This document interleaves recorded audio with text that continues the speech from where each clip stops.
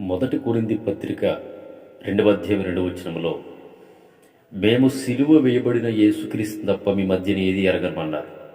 అపోస్తులలో ఎప్పుడూ కూడా సిలువ వేయబడినటువంటి క్రీస్తును తప్ప సమాజంలో సంఘాలలో మరొకటి ఏది ప్రకటించారు. నేడు దీనికి భిన్నంగా తమను తాము చూపించుకోవటం, తమ మినిస్ట్రీ గొప్పదని చెప్పుకోవటం, తమ యొక్క చర్చిలు ఎంత గొప్పవో చూపించుకోవటం, తమ్మును తాము హెచ్చించుకోవడమే తప్ప క్రీస్తును చూపించేటువంటి సేవకుడు, క్రీస్తును చూపించేటువంటి సంఘాలు ఎక్కడున్నాయి? ఈ రోజున ఎవరు మహింపరచబడుతున్నారంటే పాస్టర్స్ ఎక్కువ మహింపరచబడుతున్నారు.